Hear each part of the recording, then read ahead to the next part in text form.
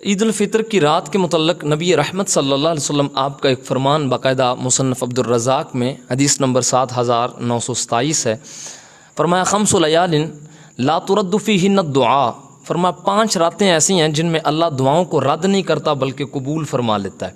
وہ 5 راتیں کون سی ہے؟ فرمایا لیلۃ الجمعہ، فرمایا جمعہ کی رات، والاول لیلۃ من رجب، فرمایا رجب کی پہلی رات، اور ولیلۃ النصف من الشعبان، فرمایا کہ شعبان کی جو ہے وہ 15ویں رات جس کو شب برات کہا جاتا ہے، ولیلۃ العیدین، فرمایا عیدین کی راتوں کو۔ یہ 5 راتیں حضور نے بیان فرما کے ارشاد فرمایا ان راتوں میں جو اللہ کے حضور دعا کرتا ہے اللہ دعاؤں کو رد نہیں کرتا بلکہ قبول فرما لیتا ہے۔ اسی طرح تاریخ دمشق میں بھی یہ باقاعدہ حدیث پاک جو ہے وہ نقل کی گئی ہے۔ عید الفطر کی یہ جو رات ہے اس کے متعلق حضور آقا کریم صلی اللہ علیہ وسلم آپ کا ایک اور بھی فرمان باقاعدہ موجود ہے۔ فرمایا من احیی اللیالی 4 وجبت لہ الجنہ، فرمایا کہ 4 راتیں ایسی ہیں کہ جو ان راتوں میں عبادت کرتا ہے اللہ تعالیٰ اس بندے پر جنت کو واجب قرار دیتا ہے۔ وہ کون کون سی ہیں؟ فرمایا لیلۃ الترویہ، یہ 8ویں ذی الحج کی رات، لیلۃ العرفہ، فرمایا عرفات والی وہ جو رات ہے 9ویں ذی الحج کی، اور لیلۃ النحر، فرمایا 10ویں ذی الحج کی رات، اور فرمایا ولیلۃ الفطر، عید الفطر کی رات جو ہے اس رات کو آقا کریم صلی اللہ علیہ وسلم نے ارشاد فرمایا ان 4 راتوں کو جو بندہ عبادت کرتا ہے اللہ تعالیٰ اس کی دعاؤں کو بھی قبول فرماتا ہے اور اللہ تعالیٰ واجب اس کے لیے جنت کو قرار دیتا ہے۔ اسی طرح حضور آقا کریم صلی اللہ علیہ وسلم آپ کا ایک فرمان باقاعدہ موجود ہے، من قام لیلۃ العیدین محتسبا للہ لم یمت قلبہ یوم تموت القلوب، فرمایا کہ جو بندہ اللہ تعالیٰ کے لیے عیدین کی راتوں میں جاگتا ہے، قیام کرتا ہے، عبادت کرتا ہے، فرمایا جس دن لوگوں کے دل مردہ ہو جائیں گے اللہ تعالیٰ اس دن بھی اس بندے کے دل کو مردہ نہیں فرمائے گا بلکہ اس کے دل کو اللہ تعالیٰ جلا عطا فرمائے گا۔ تو یہ رات بالخصوص یہ رات جو عید الفطر کی رات ہے، ماہ رمضان ماہ سیام اپنی برکتیں لٹاتا جب گزرتا ہے تو پورا ماہ جب ہم اس میں تراویح کی ادائیگی کرتے ہیں اور اس کے علاوہ عبادات کرتے ہیں تو یکم شوال کی پہلی رات ہی پتہ چل جاتا ہے کہ روزوں کا کتنا رنگ ہم پہ چڑھا ہے، اور یوں ہوتا ہے کہ پہلی رات یہ عبادت کی رات جسے لیلۃ الجائزہ کہا گیا ہے، حضور آقا کریم صلی اللہ علیہ وسلم کی حدیث پاک شعب الایمان میں باقاعدہ موجود ہے، فرمایا یہ لیلۃ الجائزہ ہے اور یہ رات اللہ تعالیٰ کے حضور عبادت کی رات ہے۔ تو اس رات کو عبادت میں گزارنا چاہیے تھا، لیکن المیہ یہ ہے میرے معاشرے کا کہ یہ رات نوجوان ساری رات یا حمام پہ بیٹھ کے گزار دیتے ہیں یا دوستوں کے ساتھ گپیں لگانے میں گزار دیتے ہیں۔ تو یہ تو عبادت کی رات تھی جو تم نے ضائع کر دی، اور آقا کریم صلی اللہ علیہ وسلم آپ نے ارشاد فرمایا جو اس رات کو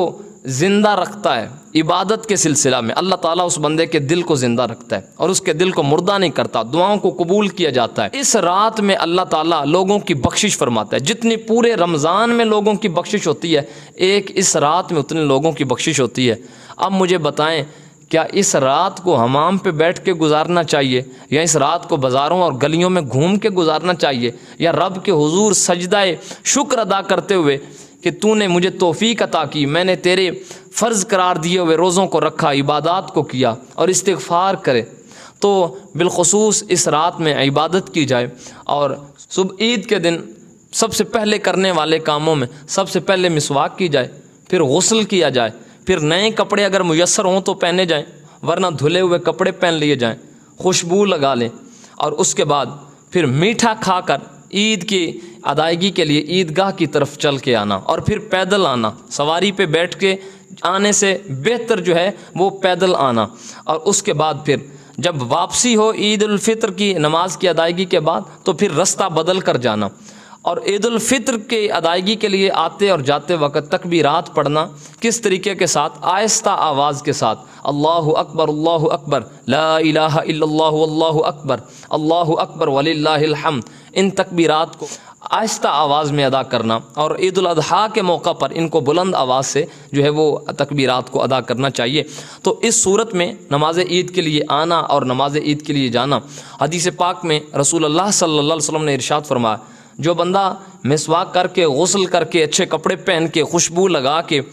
عید کی نماز کی ادائیگی کے لیے آنے لگتا ہے تو اللہ تعالیٰ کی رحمت کے فرشتے گلیوں میں کھڑے ہوتے ہیں اور اس کو بلا رہے ہوتے ہیں، آؤ اللہ تعالیٰ رحمتیں لٹانے والا ہے، اللہ تعالیٰ برکتیں دینے والا ہے، وہ معاف کرنے والا ہے، وہ احسان کرنے والا ہے، آؤ اس کے گھر کی طرف آؤ، آؤ تمہیں انعام دے۔ فرمایا جب لوگ آتے ہیں عید کی نماز کی ادائیگی اس سے فارغ ہوتے ہیں تو پھر فرشتہ ندا دیتا ہے اللہ تعالیٰ کی طرف سے کہ اللہ ارشاد فرماتا ہے اب تم نے نماز کی ادائیگی کر لی، اب گھروں کی طرف لوٹ جاؤ اور گواہ ہو جاؤ، میں نے تم سب کی بخشش فرما دی ہے، میں نے تم پر اپنا انعام عطا کیا ہے۔ تو یہ بھائیوں، یہ رات اور یہ دن عبادت کا دن اور رات تھا۔ تو ہوا کچھ یوں کہ پورے ماہ صیام میں جو اعتکاف بیٹھتے ہیں،